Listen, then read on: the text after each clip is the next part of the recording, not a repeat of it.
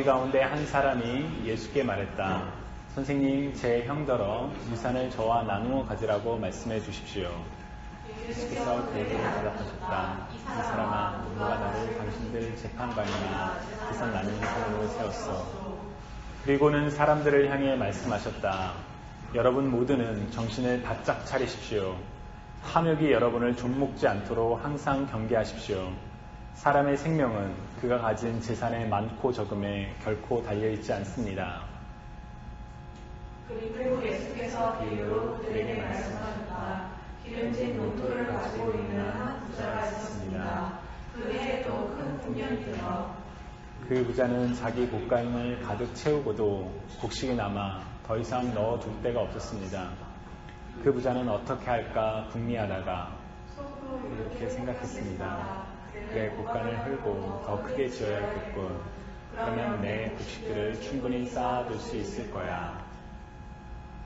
그렇게 하고 나서 나는 흡족한 마음으로 내 영혼에게 이렇게 말하리라. 내 영혼아, 나는 여러 해 동안 충분히 쓰고도 남을 만큼 많은 곡식을 쌓아놓았다. 그러니 이제부터 인생을 즐기자.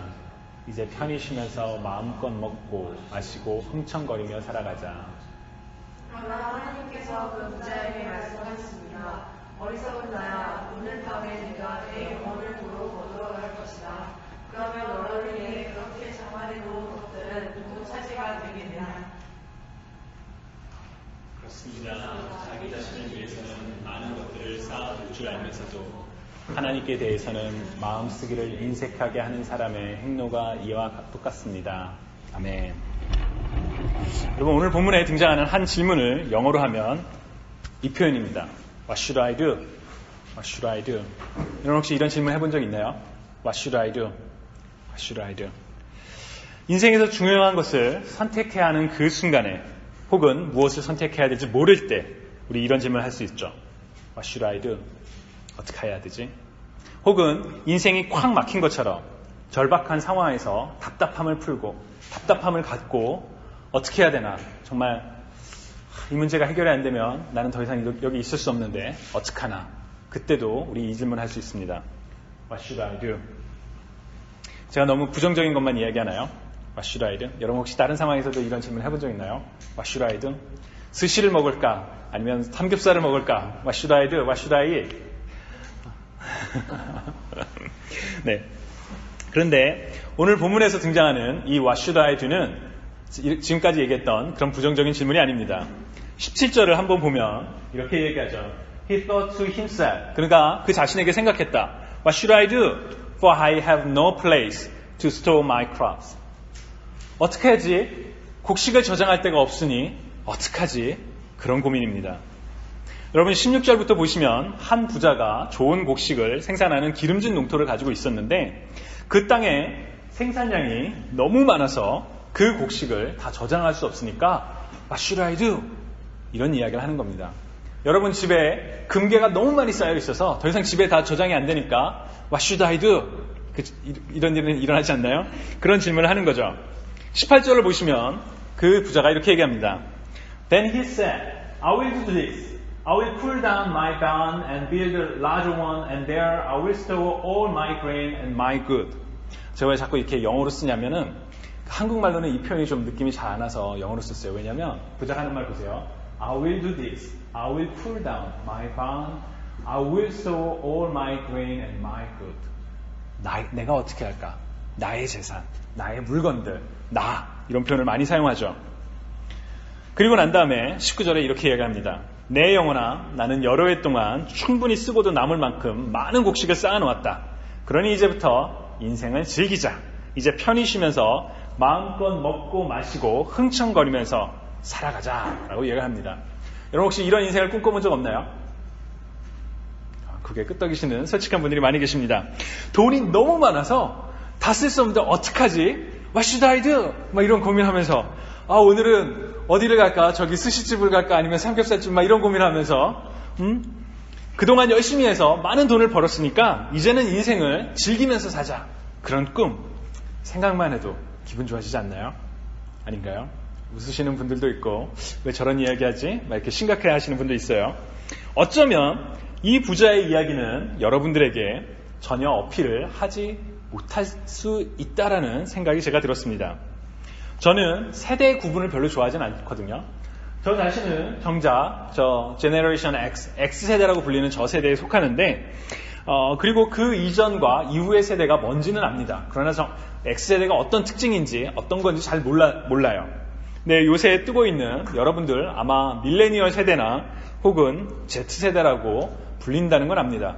여러분 여기 해당되시나요? 자, 밀레니얼 세대 한번 손 들어볼까요? 그렇구나. 나 Z세대예요. 그래, 다 이렇게 커버가 되는군요. 근데 이 밀레니얼 세대와 Z세대의 그 공통되는 삶의 모토가 하나 있다고 합니다. 여러분 혹시 이 단어 들어보셨나요? YOLO. 한국말로 욜로라고 하는데 이게 정말 맞는 표현인지 모르겠어요. 무슨 뜻이죠? 예, You only live once. 너 한 번만 사는 거야. 내 인생은 오직 한 번뿐이다. 사실 우리가 잘 알고 있는 까르페 디엠이라는 그 단어와 좀 비슷한 단어인지도 모르겠어요. 까르페 디엠은 무슨 뜻이죠? 이때를 잡아라. 오늘을 즐겨라. 이거와 비슷한 의미일 수도 있지만 이 욜로는 조금 더 다른 뜻이라고 얘기합니다. 인생은 한 번뿐이니 뒷일 생각하지 말고 지금 하고 싶은 거 다 해. 하고 싶은 거 다 해. 즐기면 살아. 라는 그런 뜻이라고 얘기를 합니다.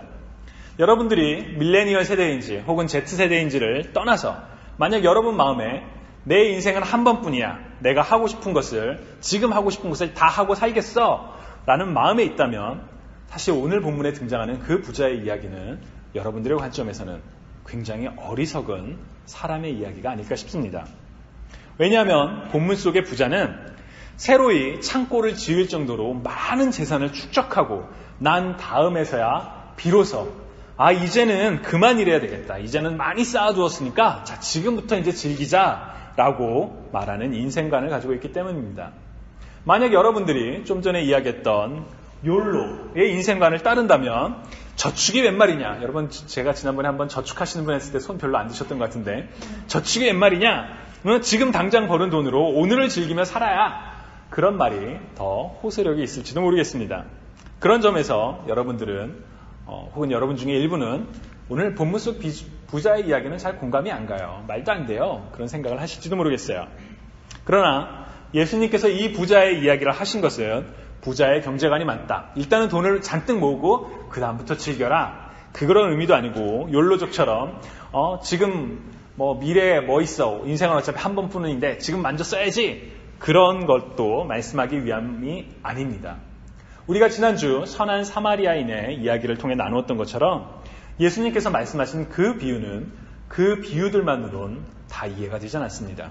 비유 바깥의 이야기. 왜 이 비유를 말씀하셨을까? 그 맥락을 아는 데서부터 우리가 출발해야지만 비로소 그 의미가 선명하게 드러납니다.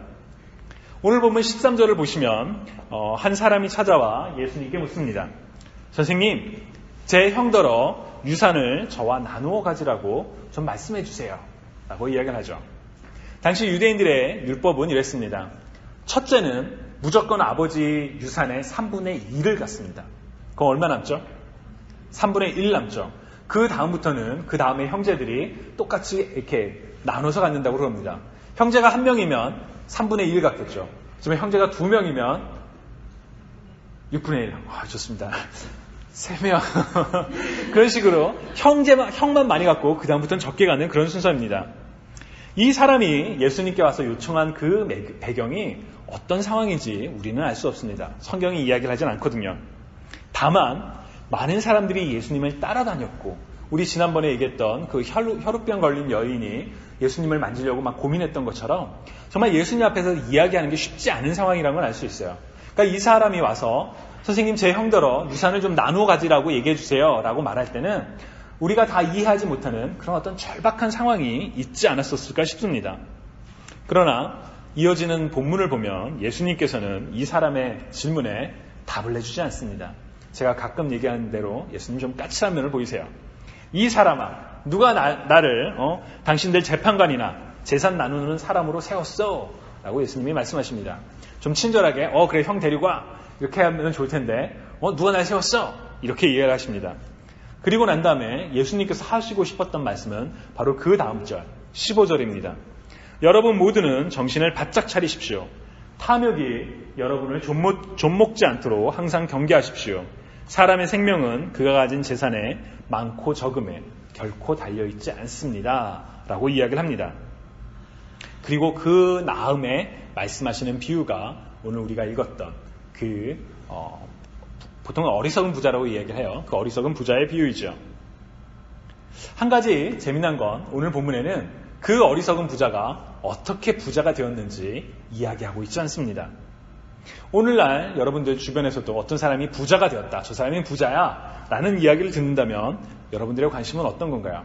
돈이 얼마나 많은 거에 관심이 있나요? 아니면 그 사람이 금수저인지, 아니면 흙수저인지, 아니면 정당하고 합법적으로 돈을 벌었는지, 아니면 로또를 맞아서 돈을 1억 천금을 얻었는지, 혹시 그런 데 더 관심이 있지 않나요? 사회가 워낙 좀 부정한 방법으로 돈을 버는 일들이 많다 보니까 결과보다는 그 과정에 우리가 더 초점을 맞출 때가 있습니다. 사실 과정을 아는 것은 굉장히 중요합니다. 그러나 오늘 본문은 그 과정에 대해서는 전혀 이야기를 하진 않습니다. 왜 부자가 되었는지 이야기를 하진 않아요. 다만 그 부자가 가지고 있는 결과에 주목을 합니다. 21절을 보면 그렇습니다. 자기 자신을 위해서는 많은 것들을 쌓아둘 줄 알면서도 하나님께 대해서는 마음 쓰기를 인색하게 하는 사람의 행로가 이와 똑같습니다. 라고 이야기를 하죠.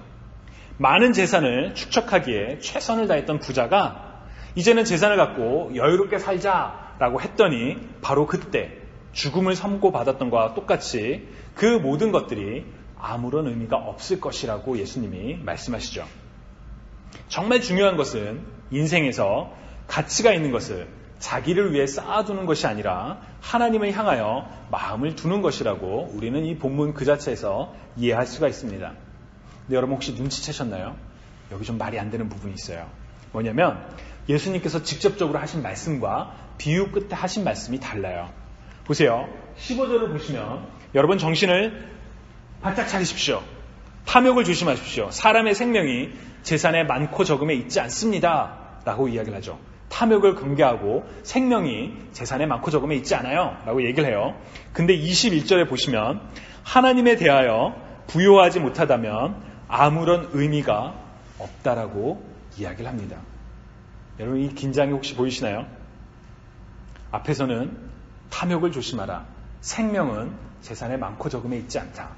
그렇지만 나중에 비유 때는 하나님에 대해서 부요하지 못하면, 하나님을 향하여 마음을 쏟지 못하면 아무런 의미가 없다라고 이야기를 합니다. 이 내용이 같은 거라고 생각하시는 분, 15절과 21절의 내용은 같은 내용입니다. 다른 내용입니다. 손 안 드신 분은 헷갈리시는 분들이신가요? 근데 사실 이 내용은 다른 내용이 아닙니다. 왜냐하면 생명이 바로 하나님께 달려있기 때문입니다. 시편 기자는 이렇게 고백을 하죠. 진실로 생명의 원천이 주께 있사오니 주의 빛 안에서 우리가 빛을 보리이다. 내 생명이 어디로부터 오느냐? 바로 하나님으로부터 온다라고 이야기를 합니다. 여러분 우리를 지으신 이가 누구시죠? 하나님이시죠. 여러분 우리에게 생명을 주신 이가 누구이십니까? 하나님이시죠. 죄로 말미암아 영원한 죽음에 처하게 된 우리를 구원하신 이가 누구이십니까? 바로 하나님이죠. 예수 그리스도를 보내신 하나님이시죠. 우리가 우리의 생명이 하나님께 있다는 것을 인정한다면, 우리가 우리의 인생의 주권이 하나님께 있다라는 것을 인정한다면 우리의 생각과 우리의 마음과 우리의 행동은 자연스럽게 21절에서 말하는 것처럼 하나님을 향할 수밖에 없습니다. 반면에 우리의 생명이 하나님께 있다라는 것을 우리가 인정하지 않는다면, 혹은 생각하지 않고 살아간다면, 그냥 내가 하고 싶은 대로만 살아간다면 우리는 우리의 마음을 하나님을 향하지 않고 부자처럼 내 재산을 내가 이만큼 벌었으니 나에게만 집중을 하게 됩니다. 그 부자는 어떻게 돈을 벌었는지 모르겠지만 자기 자신만을 위해 돈을 쌓은 인물이라고 이야기를 합니다. 그리고 만족할 정도로, 사실 만족할 정도가 언젠지 모르겠어요. 사람의 탐욕은 끝이 없으니까. 지금의 저는 지금보다 훨씬 더 많은 돈을 갖고 싶어 하지만 돈이 많이 늘어난다 하더라도 세상에는 더 큰 부자들이 있죠. 그러니까 계속 우리는 끊임없이 아마 원할 것 같아요. 그렇지만 어쨌거나 저 부자는 이제는 내가 먹고 놀면 인생을 즐길 수 있겠다라고 생각하는 그 순간까지 왔죠. 그리고 그 순간에 모든 것을 다 잃어버리게 된 그 상황을 성경이 이야기합니다. 여러분, 그 일이 부자에게만 일어날까요? 아니요. 우리에게도 일어날 수 있습니다. 우리는 우리에게 주어진 일을 하며 열심히 살아가죠. 공부하시는 분, 직장에서 일하시는 분, 연구하시는 분 다 자기 일 하며 살아가시죠. 이 일이 언제 아름다운 혹은 사람들이 칭찬할 만한 혹은 나 자신을 위한 그럴듯한 삶의 기반이 될지 알지는 못하지만 열심히 살아갑니다. 그러나 그 순간에 도달했을 때 죽음이 찾아온다라고 여러분 한번 상상해 보십시오. 마지막까지 프로젝트를 이제 내려고 딱 마침표를 딱 찍는데 자, 이제 내가 널 데려갈래. 딱 이렇게 하나님의 천사가 온다고 생각해 보세요. 저희 직장의 원서를 딱 내고 이제 합격 편지를 딱 받았는데 자기 인생이 끝난다고 생각해 보세요. 부자가 처한 상황이 바로 그 상황이거든요. 우리 중에 그 누구도 언제 자신의 죽음이 닥칠지 알 수가 없습니다. 한 가지 분명한 건 우리는 반드시 죽는다라는 그 사실뿐이죠. 우리는 장밋빛 미래를 꿈꾸지만 우리의 인생의 마지막은 어쩌면 내일, 어쩌면 바로 1초 뒤일 수도 있어요.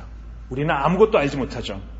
죽음을 알지 못하기 때문에 우리는 우리에게 주어진 지금 이 순간이 너무나도 소중하고 그래서 그 가치 있는 일에 사용하며 살아가야 합니다. 제가 20대 시절에 이런 고민을 한 적이 있습니다. 무슨 일을 해야 되나? 나는 어떤 직업을 가져야 되지? 그 고민을 할 때 가장 크게 결정적인 도움을 줬던 질문은 바로 이거였습니다. 내일 죽는다면 나는 무엇을 할까? 내 인생이 내일 당장 죽는다면 나는 어떤 일을 할까? 먼 미래의 일을 생각하며 지금 준비하는 돈을 쌓는 일을 할까? 아니면 내일 당장 인생이 끝나니까 내가 지금 가장 소중하고 가치 있는 일을 할까? 여러분, 우리는 죽음이 언제 올지 알지 못하기 때문에 이 질문에 솔직히 매일 마주해야 합니다. 내일 죽는다면 난 지금 무엇을 하며 살까? 정말 이 일이 가치가 있는 일인가? 정말 이 일이 행복한 일인가? 만약 여러분들이 아직 내가 어떠한 직업과 비전을 가지며 살아가야 될지 결정하지 못했다면 한번 진지하게 물어보십시오. 내일 죽는다 하더라도 나는 오늘 이 일을 할 것인가? 오늘 본문에서 예수님께서 강조하신 것은 바로 진정한 가치, 생명을 위하여 곧 하나님을 향하여 그 마음을 두고 살라는 것이었습니다. 하나님이 우리의 생명을 지으신 분이요 인생을 주관하시는 분이심을 인정하고 인생의 결정이 내 생각과 내 멋대로 하는 것이 아니라 바로 하나님 중심에 하나님 기뻐하는 삶을 살라라는 것이지요. 여러분, 하나님 중심에 하나님 기뻐하는 삶을 살면 좋겠어요. 그런데 거기까지만 하면 너무 추상적이죠. 그쵸, 그거 다 알아요. 근데 지금 내 삶에서는 어떡하란 말이에요? 그런 질문 당연히 따라오지 않나요?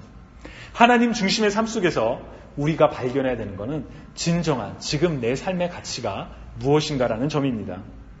여러분, 그것은 여러분들이 지금 하고 있는 공부나 직업이나 다 그만두고 선교사가 되거나 신학교에 가서 목사가 되거나 그런 뜻을 의미하는 게 아닙니다. 제가 대학생 시절에 우리 대학교에 그런 열풍이 불었어요. 선교를 한번 갔다 오면 다들 마음이 뜨거워져서 나 신학교를 가야 되겠어요. 나 선교사를 가야 되겠어요. 막 그런 생각이 막 들었습니다. 그렇지만 여러분, 자기가 하던 일을 다 그만두고 선교사를 가야만 할까요? 다 그만두고 신학교를 가야만 할까요? 아니요, 절대 그렇지 않습니다. 선교를 가야지만, 교회에서 일해야지만 거룩한 직업을 갖는다라고 여러분 오해하지 않으셨으면 좋겠어요. 세상의 모든 직업 속에서 우리는 거룩하신 하나님을 찬양할 수가 있습니다. 그것이 엔지니어든 약사가 됐든 질병과 씨름하는 연구자가 되었든 더 바람직한 사회 시스템을 만들어가는 행정가가 되었든 그 모든 직업의 영역에서 우리는 거룩하신 하나님의 이름을 높일 수가 있습니다. 중요한 것은 그것이 나를 위한 일인지 아니면 하나님 중심의 삶에서 하나님을 향하여 그 길을 걸어가고 있는지 우리가 진지하게 물어보는 겁니다. 여러분, 내 이익을 위하여 하나님의 이름을 사용하지는 않았으면 좋겠어요. 여러분, 그런 기도 하는 분들 주변에 본 적 있는지 모르겠어요. 하나님, 제가 11조를 한 달에 10만 불 드리고 싶으니까 저를 축복해 주세요. 이런 기도.